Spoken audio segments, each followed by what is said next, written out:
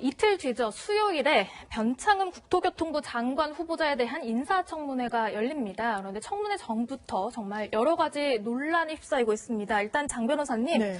과거 막말 논란이 지금도 여전히 거세게 일고 있어요. 그렇습니다. 이게 단순한 막말이 아니라 어떤 인식으로 이 노동 현안을 이제 생각하고 있는지에 대한 이 후보자의 인식을 알 수 있는 그런 부분이라 더 논란이 되는 것 같습니다. 네. 본인이 SH공사 사장으로 재임할 당시에 2016년 6월에 내부 회의가 열렸는데 그 당시 구의역에서 사망한 김군 사건이 상당히 좀 이슈가 되고 있는 상황이었습니다. 네. 그래서 그 부분에 대한 언급이 나오자 개라고 지칭을 하면서 조금만 신경 썼었으면 사실 이런 일이 일어나지 않았을 수 있었다는 취지로 마치 이 개인에게 뭔가 과오가 있어서 사고가 유발된 것 같이 이 구조적인 문제에 대해서는 전혀 언급하지 않은 채 이 서울 메트로와 관련돼 가지고 사실 이 하청업체 직원분이 사실상 사망에 이른 굉장히 안타까운 사건을 이런 식으로 폄훼한 부분에 대해서 지금 상당히 논란이 되고 있는 그런 상황입니다. 네. 지금 보니까 구의역 사망 사건 동료들도 이 변창흠 후보자 사퇴하라 이렇게 얘기를 하고 있는 것 같은데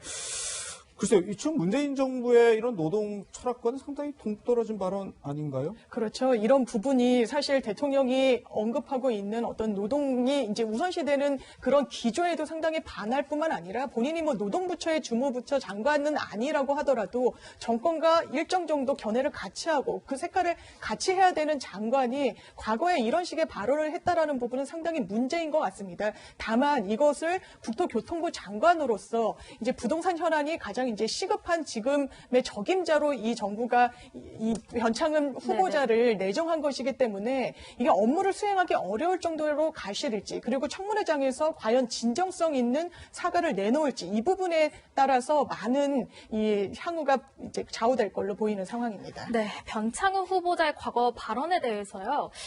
민주당의 오늘 회의에서도 비판적인 목소리가 나왔습니다. 직접 들어보시죠. 고인인 김군에게 전가하는 발언을 했던 것으로 알려져 무리를 빚고 있습니다.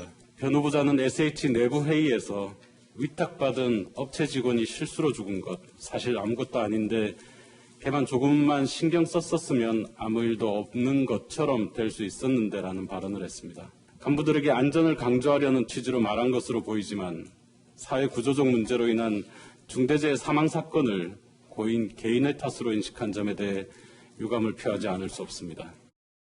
변창흠 국토부 장관 후보자의 과거 발언이 논란이 되었습니다. 변창흠 후보자께서 진정 국민을 위해 공직자로서 일하고자 하신다면 유가족과 국민들이 납득하실 수 있을 때까지 진심 어린 사과를 해주셨으면 합니다. 네, 민주당에서 나온 지도부의 비판적인 목소리 듣고 오셨는데요. 사실 지금 부동산 정책 관련해서 온 국민 관심이 뜨겁고 이 후보자가 정말 장관의 자질이 있느냐 이거를 검증해야 될 청문회에서 이런 의혹들로 그 부동산 정책에 관한 과연 검증이 제대로 이루어질 수 있느냐.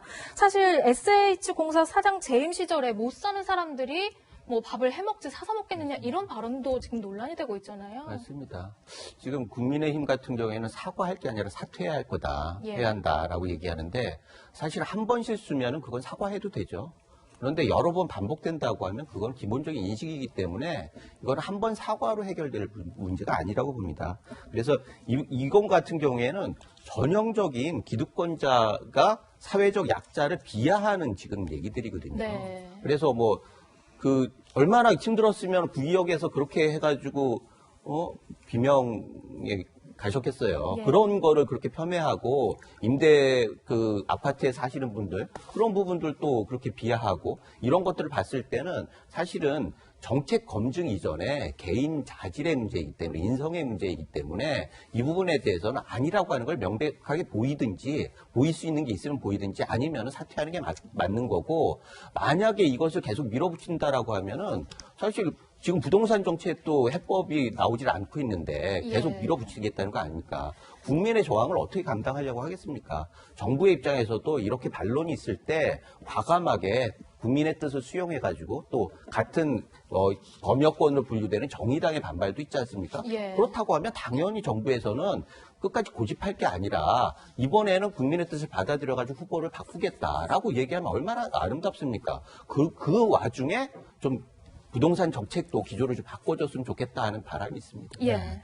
근데 어쨌든 뭐 국토교통부 장관이면 부동산 정책 지금 뭐 문재인 정부가 잘 하지 못하고 있다는 여론이 많은데 그걸 두고 뭐 한 연예인이 시상식에서 발언한 것을 두고도 뭐 논란이 되고 있다. 그만큼 지금 부동산에 대한 관심이 커서 그렇지 않나 싶긴 한데요. 그렇습니다. 이게 논란이 되고 좀 많이 화제가 됐던 것이 힘든 세상이고 그러면서 이제 유재석 그 코미디언을 지칭을 하면서 재석이 형 아파트값 좀 잡아줘야라고 김광규 배우가 본인이 한 방송사의 우수상을 수상하면서 내건 소감입니다. 그만큼 모든 사람들이 사실상 체감할 정도로 부동산 경기와 관련해서 많은 서민들이 집 사기가 어려워지고 이런 부분이 하나의 이런 멘트 속에 녹아져 있었던 것 같은데 이것을 만약에 정치권에서 뭔가 본인들의 정치적 이해관계와 맞물려서 좀 편파적으로 쓴다든지 이런 것은 지양해야 될 거라고 보고 누구나 이런 어떤 멘트에는 좀 다소 공감하고 있는 게 현재 부동산에 처한 지금 이 정부 정책이 많은 응원을 받지 못하는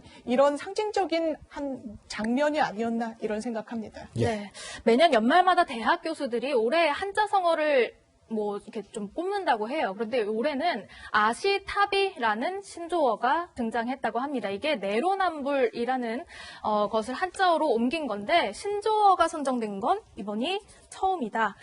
이런 이야기가 나오고 있습니다. 그만큼 청와대에서 뭔가 인사 검증에서 좀 부실한 것 아니냐라는 지적의 목소리도 나오고 있다. 이런 점을 말씀드렸고요.